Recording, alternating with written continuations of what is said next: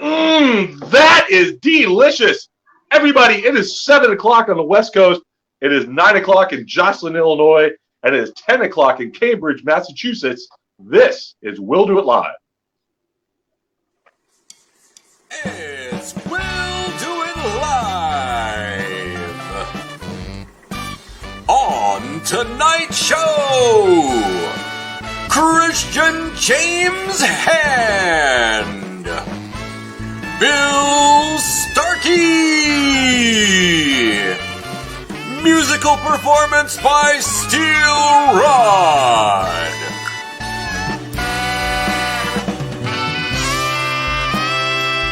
And now your hosts, Greg Crane and John Gonzalez. What an intro, everybody!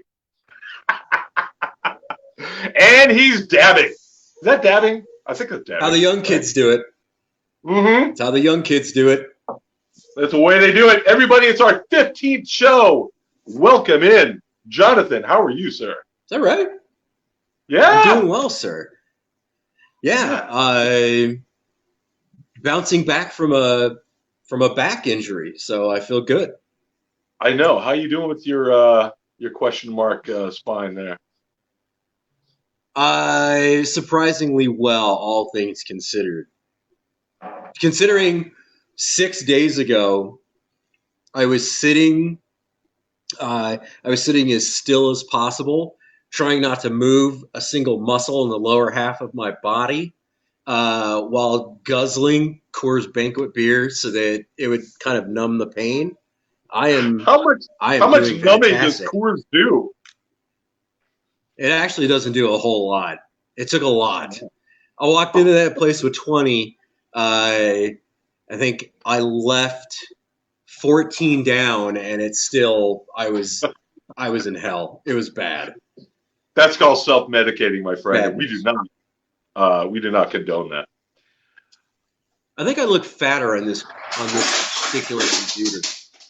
I think somebody just dropped a bunch of dishes in your house. Somebody getting ice. They know the show starts at 7, so this is when everybody has to come out and announce their hey, by the way, John's kids, they got to be on the show somehow. They were all pissed when they couldn't help me with the intro yesterday. So they got to come in and play tuba. Oh, there they go again. They got to play tuba. They got to have a screaming contest. Yeah. But I tell you, who is that? Who's that making all the noise? Who are you? Identify yourself. Oh, it's the youngest one. I can't yell at him on the air. Of course. Yes, you can. Yeah. Of course you can. Well, Ice Machine aside, we have a tremendous show, everybody. Tonight on the show, we're going to welcome in, for me as a Kiss fan, and for John as a Kiss fan as well, we have Mr. Bill Starkey, who is the founder of the Kiss Army. I'm freaking out. This is going to be really, really cool. Our great friend Christian James Hand is going to be in here to talk all things music, and we have a great musical performance from Mr. Rod Pantoja, and that's going to be really, really cool. You know him from Steel Rod. So the show is jam-packed tonight. I mean, last week's show, we went into it just totally by the seat of our pants. Like, we went into it like not knowing what we were going to do. And it was awesome. Almost as if we didn't plan on throwing a show, even though all the same preparation had been done. But yeah, so I'm looking at it in the exact same way. We're going for it. We're going for it on this one. So, great show tonight. So stick around. This is going to be a lot of fun. We do have, our John and I were talking about this earlier. Now, our interview skills over 15 shows have just been honed. It's like unlike a Larry King or a Piers Morgan. John? Yeah, I don't like Piers Morgan, but I could understand where you're going with it. Okay, a Walter Cronkite, perhaps. I don't think Walter Cronkite interview people. I thought he just sat behind the desk with those horn rimmed glasses like you used to wear and talk at everybody. You remember when newsmen had integrity and they didn't have secret buttons that trapped women in their office? Remember those everybody, days? This took a turn. It was going to be a funny bit, and then it took a weird turn. No, keep it going. No, so John, you think your interview skills, you think have been honed in the last 15 shows, yes? Oh, my interview skills are secondary to none. So tonight, we are going to put our interview skills to the test with what I like to call, here we go. In fact, I'm going to play it right now. It's the dumbest. Make sure everybody can see your palm. Oh, yeah, I don't care. It's on my phone. The dumbest bit we've ever done, and we're going to interview plans. Yes, it was the dumbest bit we've ever done, everybody. And tonight, we are going to interview our plants from our house. It's going to be so good. John, take it away, John. Now, we're prepared. We're ready to go. John, take it away. I don't have a plant to interview. I live in the desert. I can't keep plants alive. Thankfully, I have a plant ready to go. So I'm going to, here we go. Oh! Okay. All right, let's see. Oh, what a strong-looking plant that is. It is. John, this is a 2-year-old ficus named Charlie. No, I'm sorry, a 2-year-old catnip. A 2-year-old catnip named Charlie. And here we go. Charlie. Well, welcome to the show, Charlie. Welcome to the show. Christian James Hand is on the show tonight. Bill Starkey, Rod Bentoha. It's going to be great. So when you're thinking, how do you feel about the NFL possibly shortening a season or even eliminating a season or at least eliminating a Super Bowl over the effects of COVID-19 in America right now? Your thoughts? Let's get a good look at Charlie here. Charlie, your thoughts? He's speechless. He's speechless. No words. No words. Stoic. I think that speaks. Stoic. Yeah. What a stoic plant. Charlie is speechless. Here we go, ladies and gentlemen. Here's our. Come around to the side. A special guest has just came in. Here's Clyde, our cat.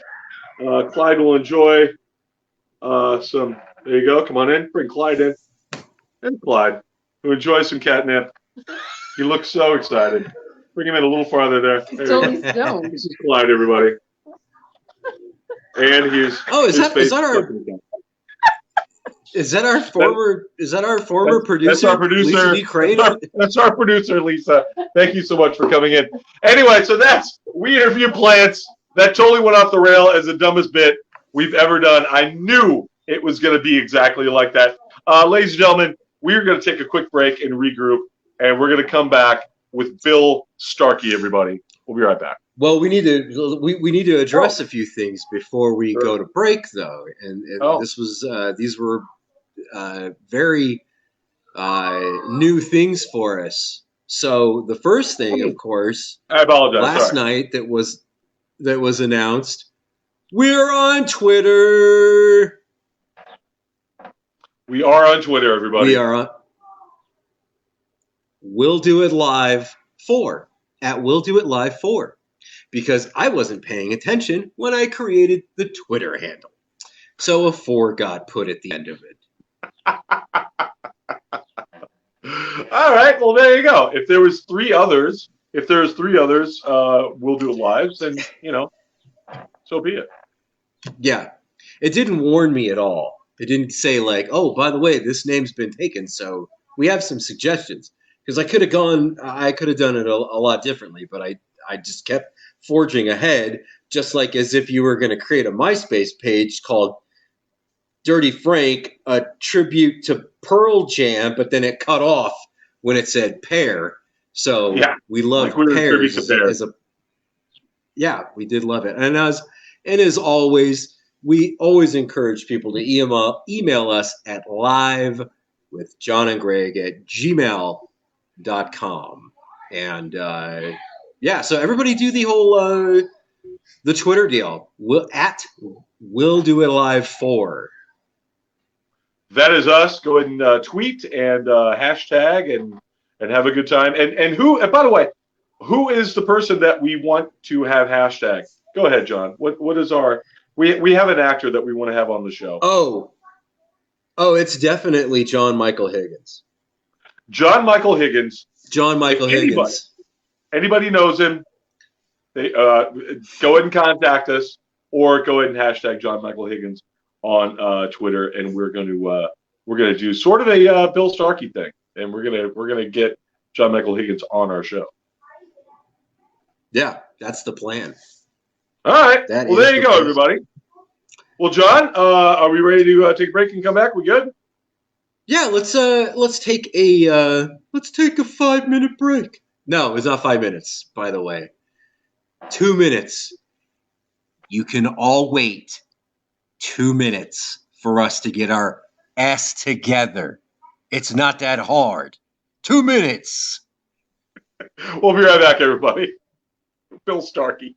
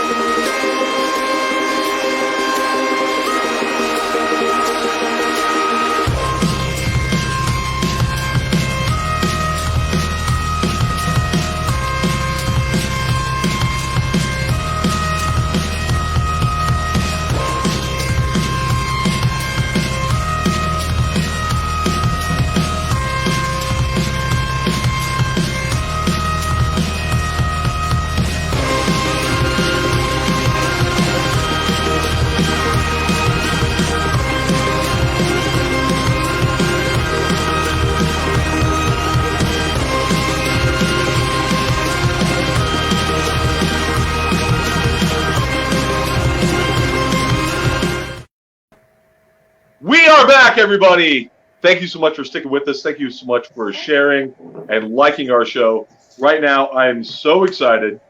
Hopefully, John is here. John is around somewhere. I'm here, buddy. Oh, there you go. No, I'm here. I'm here. Okay. I was scared that I didn't have you with me. Right now, we're going to welcome our good friend, Mr. Bill Starkey, into the show. Everybody, Bill. Hey, Bill. I don't want to infect anybody. Bill, I'm so glad that you stuck around after the plant bit. Oh, I have plants. I love plants. No, you weren't trying to interview him. Do you? Yeah. Do you ask him stupid questions like Greg did? Man, oh man! So everybody, this is Bill Starkey. For those of you who don't know, and you should know, Bill Starkey is the founder. I'll say founder, right? Founder of the KISS. Co-founder. I had a co-founder with Mr. J. Evans of the KISS Army in 1975, and we'll get into that. And I definitely want have you tell the story that I'm sure you told 6,000 times. But right, but yeah, this will be 6001: A Space Odyssey. So, to me, you're right up there as a Kiss fan since I was 8 years old. You're right up there to me with guys like Big John Hart, J.R. Smalling, Bill Aucoin, to your part in Kisstory. And I knew about you when I was a little kid.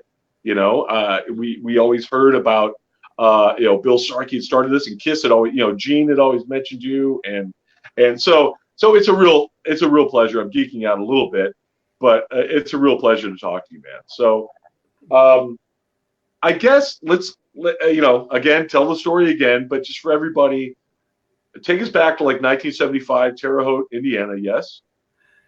Actually, it's probably started in '74 when I saw Kiss in Evansville, and I was supposed to go to a Deep Purple concert that had sold out. My dad was an expediter, which is just a fancy name for a factory worker that shipped out records. At that time, most of the vinyl was coming out of Terre Haute, Indiana, and a lot of times my dad would get, special privileges, and he asked me if I wanted to go to a rock concert. Of course, he had to take me, because my parents were, they were open-minded, but yet they had to really be involved in they wouldn't know what we were involved in. And originally we were supposed to go to see Deep Purple, but the concert sold out, and my dad said, well, do you want to go see Kiss in Evansville? He knew that I liked Kiss, and he thought it was funny because he always joked with me that, he knew that they were touring, but he said that they never really sold a lot of their stuff because at that time, my dad handled the Warner Brothers account. Warner Brothers shipped to Casablanca. So we went on December 8th, '74 to Roberts Stadium in Evansville to see Kiss. They were second on the bill with ZZ Top, and the tickets of Will Call didn't show up. And the lady, I think, kind of felt sorry for my dad and let us in. By the time we got in, I think we've all been there. It was Point Blank or somebody that was playing, and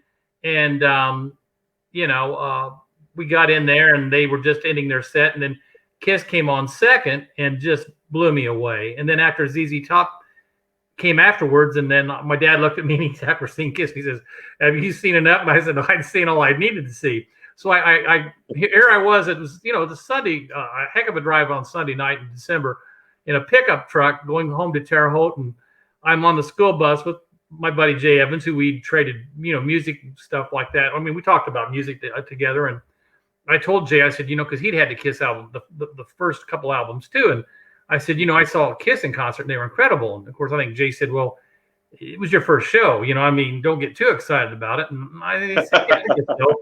But I thought I really knew what I'd seen. And so then I think my dad was somewhat impressed. Now, he didn't like metal, but he enjoyed the enthusiasm and the way Kiss got the crowd going. It was like a high school basketball atmosphere to him. And he kind of conned my mom, and he says, Jane, you ought to see these guys. They do this and do that and everything else. Well, it just so happened 3 weeks later, Kiss would be playing Christmas Jam in Indianapolis, and we went up to see that show, except this time my mom would take me. And Kiss, again, it was wild. Kiss was like 5th or 6th on the bill. REO Speedwagon was the headliner. REO came, played a packed place, and left, and Kiss would come on later, like at 12:30 at night on a Sunday morning. Those of us that knew what we were getting into, we stuck around to see him. And to this day, I still laugh. I said, who in this day had that kind of balls to just think, we're going to just wait till everybody else is out of there, and then whoever's left is going to see Kiss. And I knew it was worth the wait. And again, I came back to Terre Haute, and I told Jay, I said, Jay, saw Kiss twice now. I said, they're the real deal. So back in those days, they had what was called the request line, where you would call the FM radio station and ask for Kiss music. And it was kind of Jay's thing to do that a lot. I didn't do it a lot. And we would do it from my basement, which would eventually become the Kiss Army headquarters.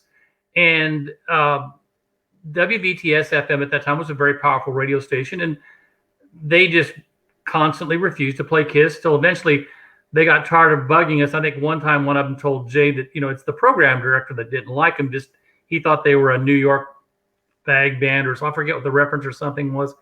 And Or I think one time he called him a mediocre Bachman Turner overdrive. And now, wow, that was pretty bad. That's why I called him. Can you be more mediocre than Bachman Turner overdrive? Nothing against Bachman Turner overdrive.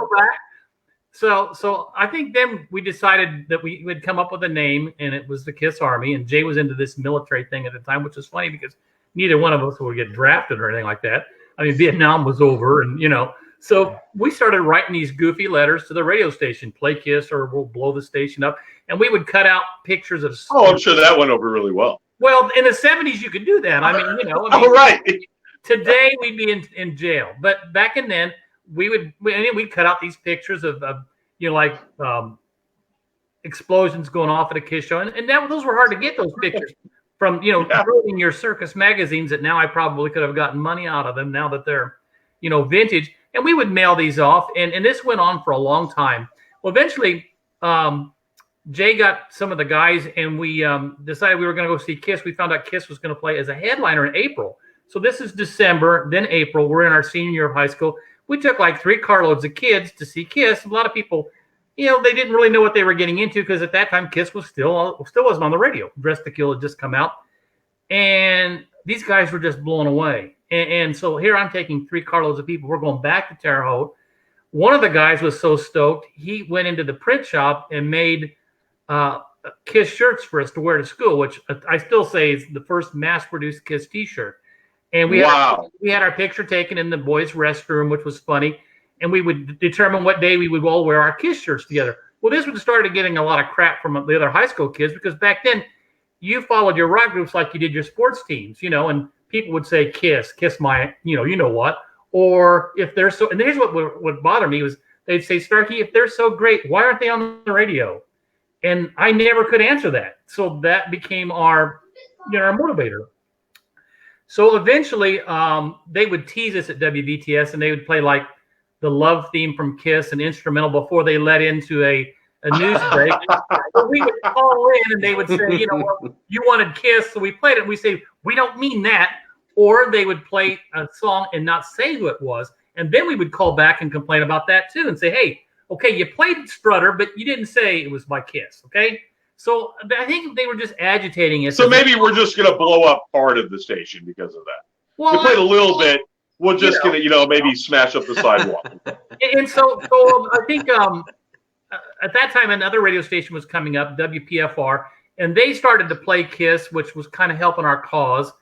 But I think the real turning point was in September when Kiss Alive came out. And I think at that time, I think the band had announced that they were coming to Terre Haute in November. And Kiss Alive was just going crazy. Well, eventually BTS had to start playing Kiss Alive. Then they got a hold of me and said, hey, you know what? Bring your albums to the station and we'll make copies of them because we burned all of our Kiss albums. Fine. So I had no job, so I borrowed my mom's car and I said, hey, can I go to the radio station? Well, what are you doing? She goes, I'm doing this Kiss thing again. She's like, go on, Kiss, So I took mom's car down the radio station. They made their copies and all that. Well, eventually, Rich Dickerson, the guy who I feuded with, came up with the idea that he said, you know what? He goes, those stupid letters you guys wrote all year. He said, why about 2 weeks before the show comes, you write those letters again, and I'll read them off every day at 5 p.m., and we'll call it the Kiss Army Letter of the Day, and we'll do it right up until the show. And the bad thing is he had the last word. So no matter what I said, he always, he'd say, well, this proves that the Kiss Army has the mentality of or whatever, or no more than a 3-chord rock band, or, and then I get violent. Right. I'd say stuff like Kiss is better than the Beatles. We'd go back and forth, all this. And he was doing Howard Stern type talk radio stuff, trash before Howard was even doing it. And so eventually there had been other bands that had come to Holman Center, the Doobie Brothers, Eagles, and the only other act that had sold out was Elvis. Well, guess what happens? Kiss sells out the show, and Aucoin management contacts the radio station and says, well, and this is how bright these people at Aucoin were at the time. They said, what did you do promotion-wise different for Kiss that you didn't do for the Eagles, the Doobie Brothers, and all those people that were getting tons of... Kid Bill. Kid Bill that wants to blow us up. They said there's this idiot kid in this basement that calls himself and they said, we want to meet that guy. And then when they told me, I was like, I don't think I want to meet Kiss. You know, I mean, they were just too bizarre, too dark back then. You know, that wasn't what our intention. Our intention was to get them on the radio, to stick it to our classmates, because you know, it's why you know what. So I mean, so can you imagine the great revenge I got when Kiss comes and sells out? I get called up on stage during one of the encores, and I get a plaque from Paul Stanley in front of the same people that gave me shit all during high school about Kiss. Oh man, You can't write that. It's a Hollywood script you can't write. And right in the front row is Becky Turnbaum, who had turned you down for the dance. He turned you down for the dance. And I mean, because back in then too, if you liked Kiss, the girls kind of stayed away from you anyhow. Because like I said, it was dark back then. So right. You know, I was talking to John earlier that. Oh no, go ahead, John. No. I wanted to bring up something. So another Ultra Kiss fan, a good friend of the show, Mr. David Freeman, posted this, and he says, so going back to the Terre Haute show, or the Indianapolis show, is that you saw the Hotter Than Hell costumes that night. In Terre Haute, since Kiss Alive was already out, they had pretty much had the Kiss Alive costumes by November. I saw the Hotter Than Hell costumes at the first show in December of 74. Wow. And then also in the 29th of December at Indianapolis. And those shows were incredible because, you know, when you're an opening act, you don't get a lot of the stage lights and stuff like that. And I thought that was kind of funny because Kiss was using the white lights instead of the colored lights. But to me, it was to their advantage because the way the black and silver went off and with the face paint, it was much better than using the colored lights because, I mean, that was just, you know, enhanced everything more. And they were always, and I still say to this day, they were one of the loudest bands I ever heard. To this day, I still don't think I ever remember. So when you combine the shock factor of seeing Kiss along with the visual, I mean, it was a no-brainer why they would eventually hit it big, you know, because I knew what I had seen was, you know, like Moses coming back from the tablets, you know, say, hey, look at this. This is the real deal here. So you get on stage, you have your moment, you get the plaque from Paul. By the way, do you still have it? Of course you still have it. Oh, it'll be buried with me. You want to go downstairs and get it or what? Do you have it with you right now? Yeah, I can get it. All right. Before the end of the show, we're going to come back and we got to see this. You want to get it now or at the end of the show? Okay. Well, yeah, grab it, and then we'll come back because I got to see it. All right. Oh, no. Well, all right. You know, John, to be honest, I meant we'll come back and then he'll have the plaque. But that's okay. I'm excited to see it. No, I think I know exactly what happened here is that he clearly heard you say, yeah, go ahead and get it. And before the end of the show, we're bringing back. Oh, look how fast he came back. There it is. Oh, man. Let's get full screen on that. There you go. Oh, my God. That is amazing. Very cool. Wow. I am so excited to see that. I cannot even tell you. There's some of them out there. I mean, you know, the guys at Cadillac got them. That is incredible, man. So you have this moment, and so at what point does it become like a job? Like, well, I was under the impression it wasn't because when we were planning the promotions from like my first contact with the Coin Management was on my birthday, actually November 10th, and they led me to believe that I was doing this promotion because the Kiss Army was going to be run out of Terre Haute, and I was going to be the, I guess they gave me the title Commander-in-Chief. I didn't know. I think at the time I was calling myself the President. I mean, they asked us to make our own logo. We tried. They didn't. They instead went with this. Right. And they told me to get my own post office box. And I was under the impression I was going to, well, I have it actually in writing. It's in Paul Stanley's first book, the letter that they wrote me that said that they were looking forward to meeting me and starting the Kiss Army in Terre Haute. So I assumed that I was doing a job. I was a sickly fanatic fan. I mean, and I mean, I needed to be woke up later on because I would have killed for those guys. I mean, that's how easy it was for me to, do this kind of stuff. And of course, a lot of that stuff would go to your head because when you think, well, I got this far being that way, then I could do it again with somebody else. You know what I mean? Because Sure. I would mess around with the radio stations even after I'd gotten my way, thinking, that it was my job to police them or something, With other bands, you had Hot Tuna and Loving Spoonful. You're surrounding the station for Loving Spoonful, and there's 9 people. You're like, hey, what's happening? Hey. Hey, Loving Spoonful Army. The station sounds better, and I said, well, it probably does, but I owe it to too many other people to tell me that our Kiss Army thing was more like Chinese water torture. It was a slow, event over many months for us to get our way. Well, man, I you have such a huge place in history. That's right, I said it. That you'll forever be in the history of Kiss, which is so amazing. Yeah. What's going on now? What do you do now? I'm a school teacher, and the cool thing about the age of the internet now is people can Google me, and my students know how to do that. And it's not uncommon to sit there during a study group and one of the kids say, Mr. Starkey knows Kiss. And I have to correct them and say, no, Kiss knows Mr. Starkey. Now, do you still have contact and you still? No. I mean, with a few people on the outside, maybe, but, I don't know that it's necessary, I mean, right. I don't know that it's necessary. So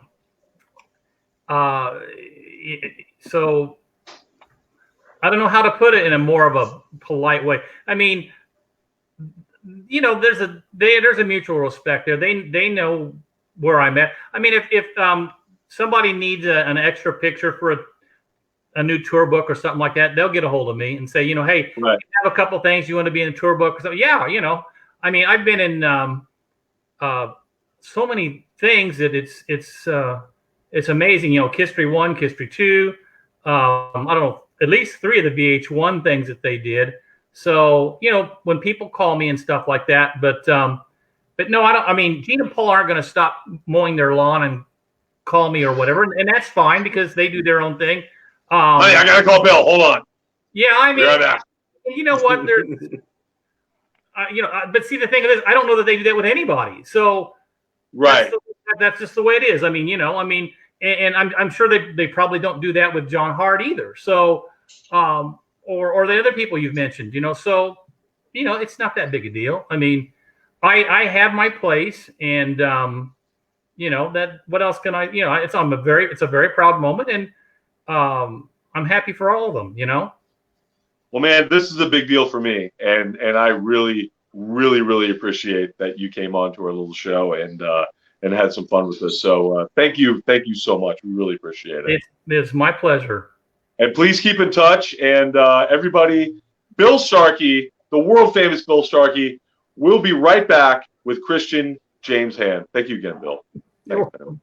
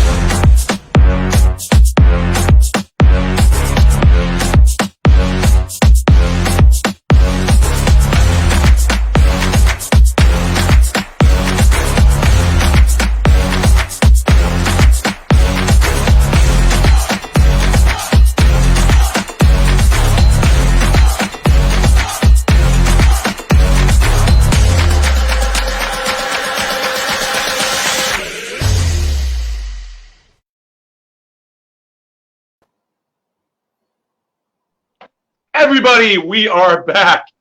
Wow, that was really cool. Thanks so much for sticking with us. We'd like to welcome in to the show right now. You know him from The Session with Christian James Hand. You can find it at www.thesessiononair.com. Please welcome Christian Hand, everybody. Hey. Hey. You know what I like? Hey, what's happening? I like being interviewed by two guys that look like they're waiting for a fucking Al-Qaeda head beheading video. That's what I like. This looks great. Is it the background? Is it the background? It's pretty fucking close, I'll be honest with you. Like, it's a little disturbing. I expect at any point one of you to lose your heads. I'm being fed very well. They're treating me very good. It still might happen to me. Yeah. I don't know which one. Yeah, I mean, like it's only, 7:30? It's only 7:30, man. Happen at any point. What's happening? You look very cozy. Well, I decided I didn't get the email about the stupid dress code, so I missed out on that. So I just look like I look like I'm the valet car. I look like I'm parking cars in the garage, and you guys are seating people. So well done. Are you here for the Moskowitz viewing? I am here for the Moskowitz viewing, and for the Moskowitz bar mitzvah at the same time. They doubled down. That's right. What's happening, man? Thanks so much for being on our show. You're welcome. I apologize for the bananas. It's amazing that in a lockdown when nothing's actually going on, there's enough going on to stop you from being able to honor your commitments to people. So I apologize for that. No. What? So you were doing a record last week? Yes, I was doing socially distanced mixing, which is very strange when you're sitting in my apartment recording, and I have to sit at the desk while the guy from the Killington sits 6 feet behind me with a mask on, and then when it comes to listen to the mix, he has to sit in the middle, and I have to go and sit 6 feet behind him. But we've worked it out, and he wanted to get the records. He wanted to get it out by August 1st, so. It went on longer than we thought because he's the guy who delivers you 80 tracks of guitars. Wow. And you then have to go through each one. 80 tracks. Yeah, and the best part is that he records in Logic and I mix in Pro Tools, so he has to export it as a stereo track, and then I have to go through and I have to mono the stereos, make 2 mono tracks, and then delete one side of it. So imagine doing that for 80 tracks of guitar. Oh God! So you definitely didn't have time to. Yeah, and by the time you're done doing it, you get like $4.36 an hour without your fucking parking being validated. So it's great. It's great. So go into music, kids. It's a great industry. You'll really succeed. You'll succeed beyond your wildest dreams. I promise you. Do you get a chance to play anymore? I mean, oh no, go ahead, John. My question was. Yeah. Go ahead. No, go ahead and answer Greg's. No, and then I'll have a follow-up question. It's not nearly as important. I don't enjoy being in bands, and I worked that out while I was in bands. And I don't have a room big enough, but I do have a friend of mine. My COVID project was I reconditioned a set of Simmons drums, and oh my God, yeah, they're really like the red Simmons, and they're awesome. So I'm going to start playing those in my apartment, which will be great. Dope. Yeah. Candy apple red Simmons kit. So good, man. It's like when I was a kid, that was like the ultimate kit. Of course. That was like if you were super cool. I mean, well, obviously, because they were insanely expensive, but like maybe have a yellow one like Bill Bruford. Oh yeah. Or the red one. Oh my God! If you have a Sims kit, that was a cool one. My friend actually had the old. I think it was the SDS7s where it had this EEPROM chip that you could program your sounds into, but the thing was, in order to delete what was already on the EEPROM chip, you had to leave it out in the sun. Why? That's because it for some reason that would then delete what was ever on the chip, and then you could then put new sounds onto the chip. That's how fucking archaic Simmons drums are at that point. It was like to get to play it, there's a fucking hand crank on the side of the drum set that you had to go that gave you enough energy to play one fucking set. It was terrible. And if you're in England, you'd never be able to delete anything. No, there's no sun ever. So no. So yeah, they were great, but that's a lot of fun. There's all the old all of the sounds that we've become accustomed to. Oh my God, John, what were you gonna say? What was your thing?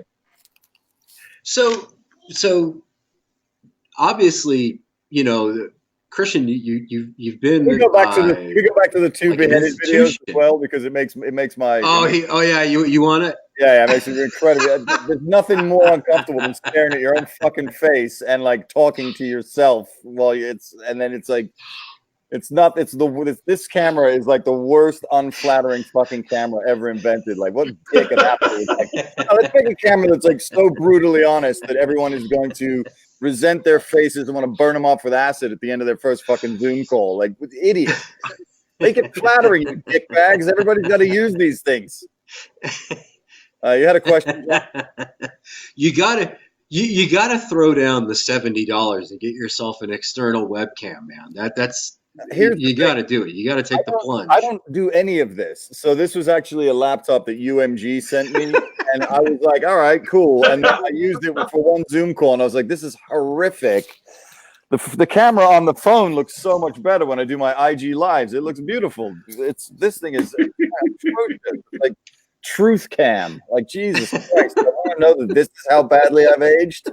No. They're like, oh, well, you can have any background. How about I can have any fucking face that I want? The background can always be this. Just give me a different face. Jesus Christ. Anyway, John, I don't even care. I don't even care about my question anymore. I just want Christian's accent to come out more and more the angrier he gets now. That's all I'm looking for at this point. Fuck everybody, get off my fucking lawn. I'd also like you to thank you for putting me on the show with the one band that I detest more than any on planet Earth, which is Kiss. And one of the How dare you, sir? One of the reasons How dare you? Hear me out. One of the reasons I fucking detest Kiss is because they do shit like Kisstery. Like, no other fucking band in the world is like, Blur was like, let's call it Blurberry. Nobody else did that. Nobody else has decided that they're going to call it. The history of the band is Kisstery. Fuck off. Get out of here. Put it on a t-shirt and sell it for $2 money. I know how this works. Oh my God. I know how it works. I swear to God, I thought you liked Kiss. So I thought it was going to be so cool.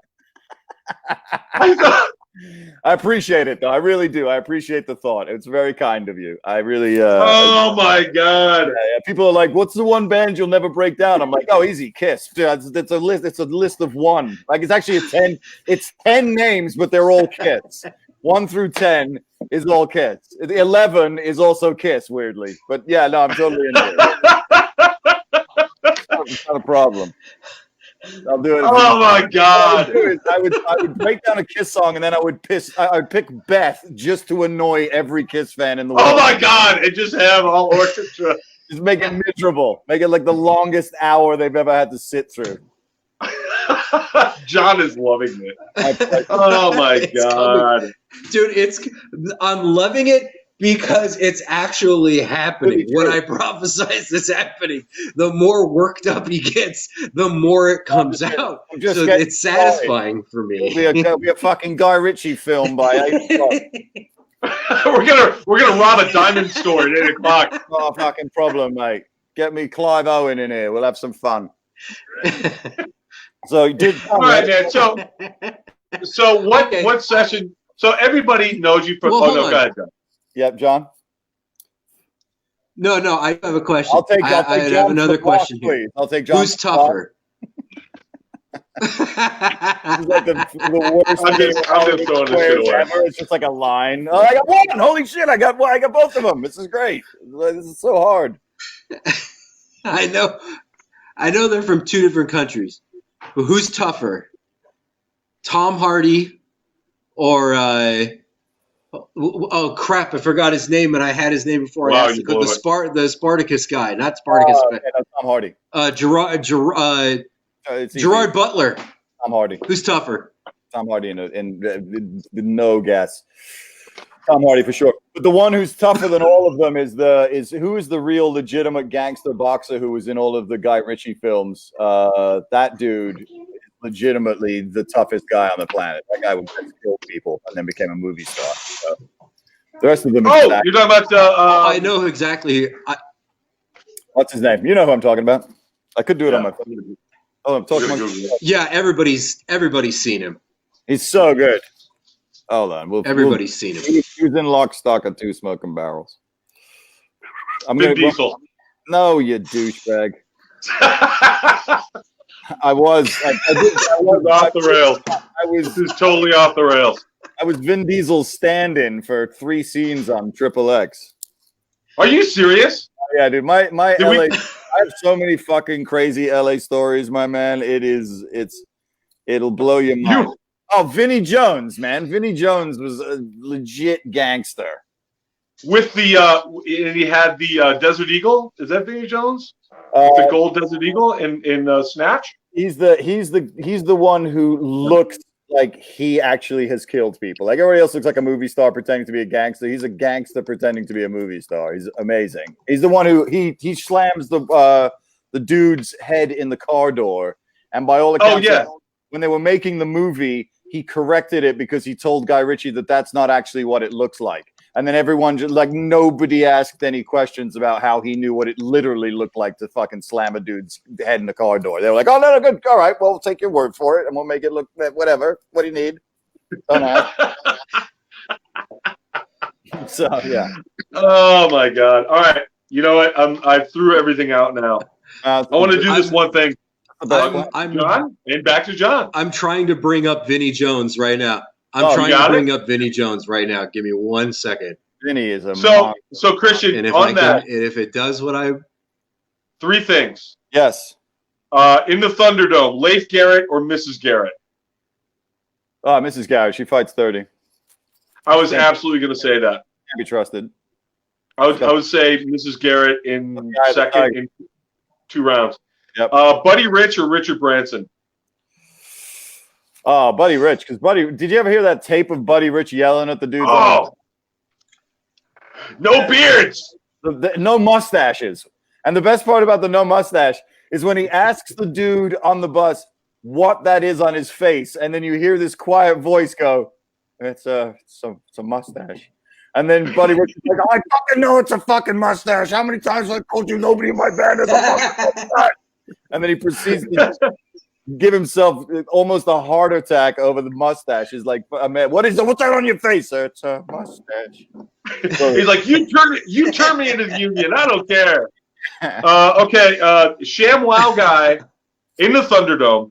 ShamWow guy versus Flex Seal guy. I don't know. I think the ShamWow guy's got moves. Right. He's got moves. He's already squirrely. Yeah, he's primed for it. Yeah, he gets the Flex Seal guy down to the ground. I think it's going to be good. Flex Seal, though, he's got a lot of weapons. He's got a lot of stuff. That's the thing with the ShamWow guy. It's the wow factor of the ShamWow that'll beat him every time. Well, it's in the name, man. It's in the name. Thank you. That was John. Did you get that picture? No. You know what? It's not popping up the way that I want to, so I won't be able to share it. But we will post a picture of Vinnie Jones. Yeah, we got to do it in Christian's honor. It's badass. So, Christian, I want to talk about the session. So, what do you have coming up? Everybody can find you on Instagram at King Trut live. 11 a.m. Monday through Friday. 11 a.m. Pacific time, Monday through Friday. I actually have to move the antenna. I'm now doing it on the Session on Air Instagram page due to the fact that I had in one 10-minute beginning of an Eagles song, I had 5 takedowns in a row from Don Henley and the crew. But a recent development is that John Mayer has become a huge fan, and he's now talking to the folks. So we're now talking to the folks at Instagram about me being able to legitimately do this with them. So that's a big move, thanks to John Mayer, which is very interesting. So John is a very, very, very cool guy, very funny. Lovely guy. He sent me a very, very lovely gift as a thank you for what I'm doing, and he's got a bunch of people in there, and because I do 11 a.m. every weekday, and then occasionally I'll just show up at night at like 8 o'clock Pacific time and just fucking get high and do whatever I want and jump from drummer to drummer. We did drummers one night. It was amazing. We just did drum tracks for 3 hours. But the easiest thing to do is follow the sessiononair.com and then get the little notifications when I come on. What do you got coming up? I don't know. That's the best part about it. I don't have a fucking boss. Something from Lick It Up, maybe, or Animalize. What I was gonna do was Beth Monday through Friday, but just spend an hour on each flat. So you get over the course of the week. It's a Bethathon. It's like the worst week of programming ever. God, man, this has been so much. Okay, who plays drums on Beth? Beth, does Beth play drums on Beth? Who plays drums on Beth? Nobody. Nobody plays drums on Beth. There's no Beth. There's no drums at all on Beth. You've never heard the song. No, You've never heard it. Isn't that just their You just ballad? threw the name out. Acoustic guitar? What is it? Acoustic guitar and Yeah, strings? that's an acoustic guitar, but yeah, acoustic guitar, piano. No makeup. Sellouts. Oh, my God, this totally went off the rails. They couldn't hold the conceit together for their entire careers. Guar has never done an album without fucking costumes on. I'll tell you that right now. Jizmac Degusha and Guar right there. Well, You enjoy the Guar? What is Guar's Beth? That is my question. What is Guar? Do they have a Beth? They don't have a Beth. I'm going to find You know out. why they didn't? Because they committed to the fucking bit. They committed to the bit for their whole careers. That's a fucking artist, my friend. Guar is artistes with an E. Oh, God. All right. Before we go, I wanted to talk about drums because you're an amazing drummer. You're an amazing drummer, and you were a former drum tech, and you've been around drums your entire time. Before we go, two things. Top drummer that influenced you and top favorite drummer. I think they're two different things. That's a very good point. I would say that the number one most influential drummer is Phil Collins, for sure. That's the guy that made me want to take up the instrument. And then I think that my favorite drummer to watch play is Danny Carey. Wow. Yes. Ooh, from Tool. Very nice. Yeah. You know, it's beyond being a drummer. You know, it's really quite special what he's doing. Like the modular keyboard stuff that he's tapping, and it's just fucking craziness. I would go. If I would say probably Frankie. Well, I want to say besides Eric Carr, Peter Criss, put that aside. Those guys drummers.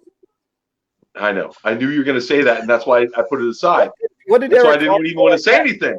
The shaker on Beth? I didn't even want to say anything. Does the shaker have makeup on it on Beth, or is it a naked shaker? Is the shaker without the makeup? Because you want it to be credible. It's like, no, I'm an artiste, man. I just fucking give me an egg shaker. Don't put any makeup on it.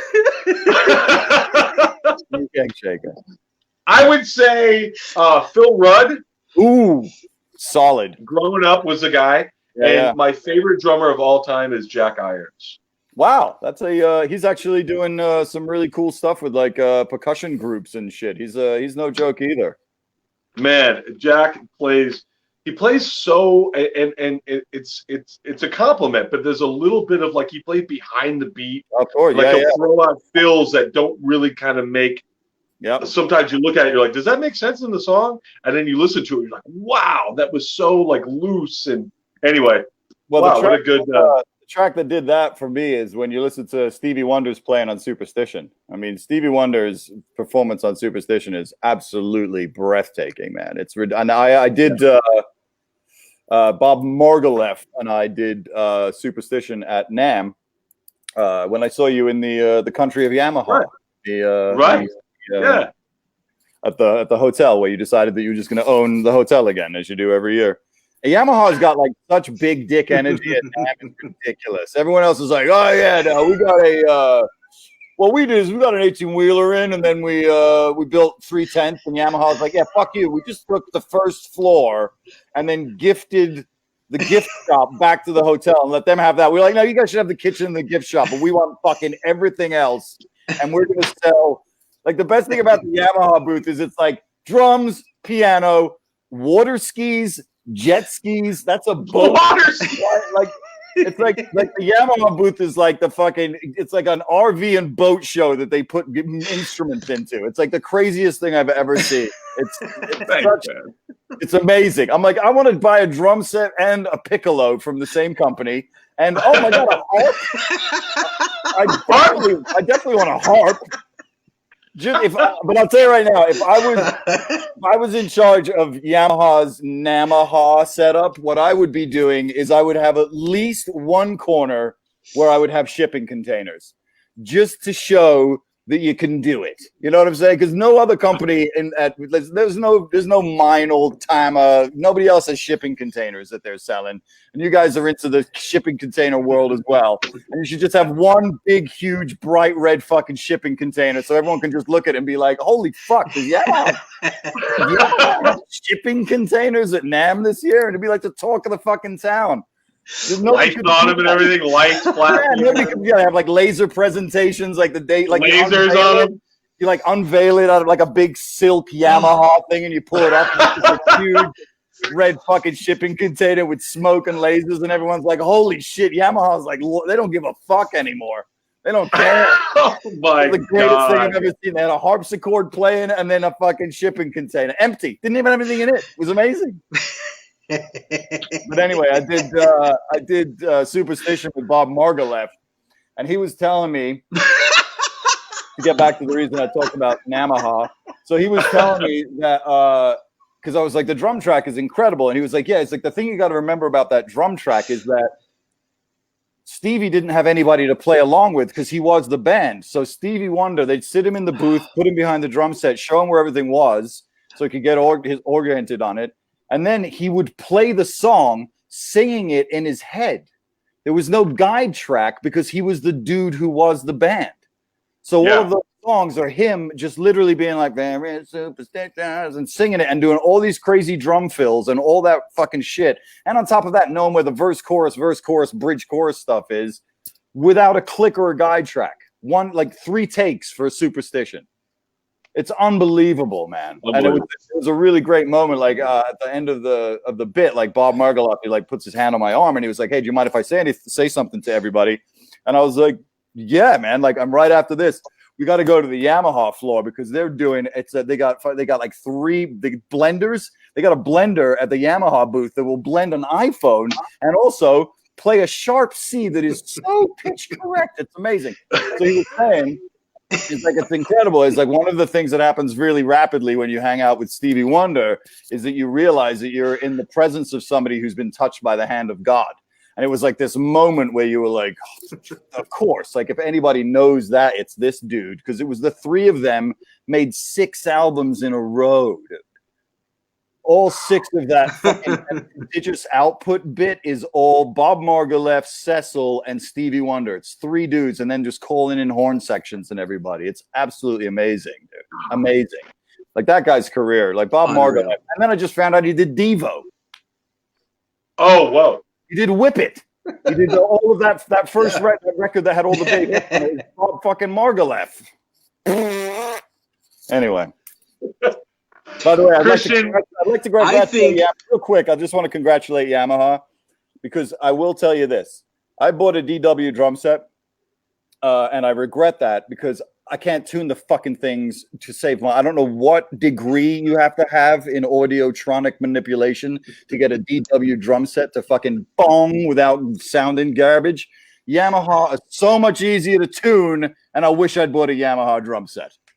Well, thank you, sir. We appreciate it. I do, however, have a Yamaha blender that is absolutely unbelievable. Blends an iPhone. And incredible. The smoothie. Wow. Oh, my God. Delicious. That's delicious. Yeah, goodness. Everybody, Christian Hand. Thank you, Christian. Thank you so much. This is off the rails. Will you please come back and do a full hour? Let me check my schedule and see what I'm doing for the next year. I'm pretty much open. I got Armageddon planned from now until Christmas, and after that, I'm just wide open, guys. I'm wide open. So yeah, you just let me know when you need me back in, and I can probably find a gap. All right. Oh my goodness. Thank you, brother. Thank you so much, everybody. man. Be safe. Everybody, Christian Hand. My goodness. We'll be right back. We'll be right back with Ron Pantoja. We'll be right back.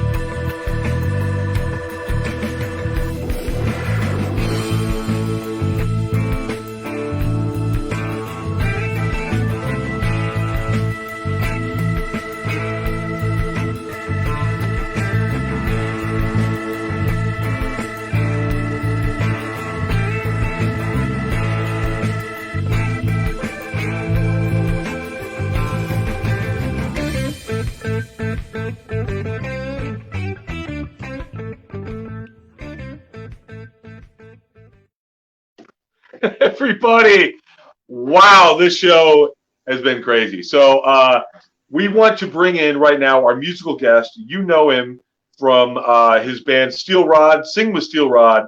Please welcome our dear friend, tonight's musical guest, Rod Hentoha.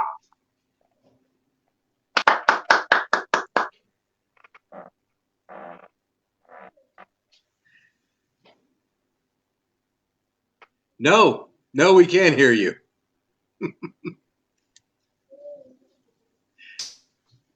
Almost. We might have to bring Christian back. He's not quite gone yet. No. Can you hear me now? There we go. Now we got you. There he is. Make sure this volume's up. All right. Sounding good, buddy. All right. Ready for some music? Yes. All right, Good to see you, man, by the way. I'm gonna do a Beatles song. How about that?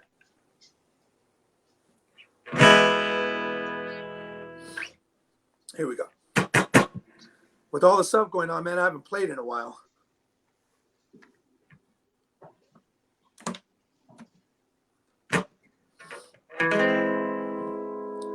Oh, darling, please believe me. I'll never do you no harm.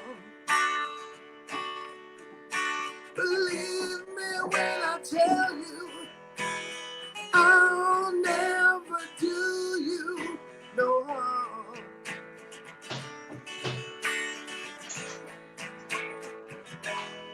Oh, darling, if you leave me,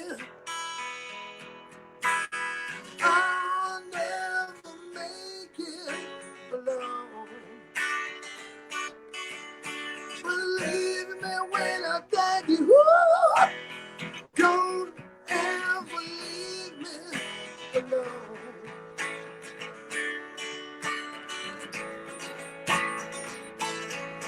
When you told me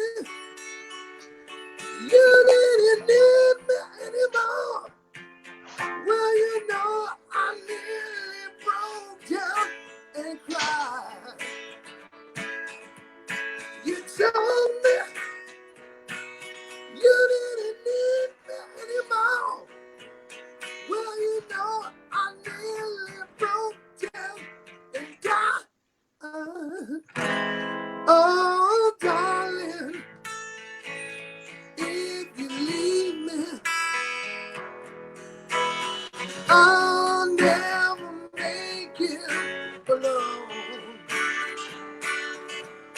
Believe me when I tell you, I'll never do you no harm.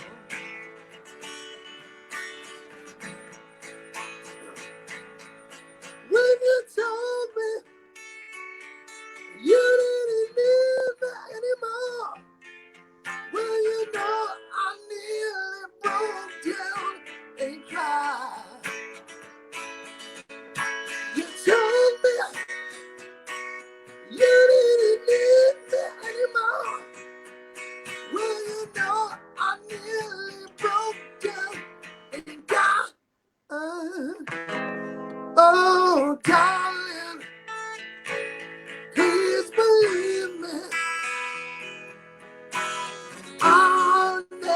let you down.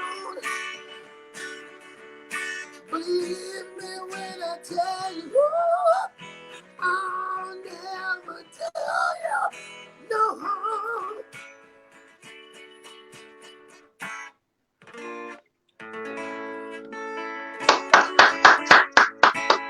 Rod, everybody. Thanks so much, man. It's good to see you. Brother. Yeah, man.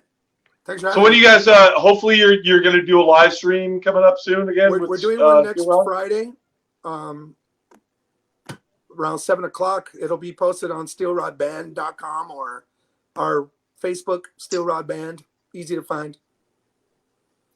But Thank you, other brother. than that, Same Thank you time so we do much. it, so nobody will watch our show. That's fine. Perfect. Perfect. Nobody does anyway. The We'll tens watch of it- people who are We'll watching. watch ours on the repeat. Right, it was a repeat.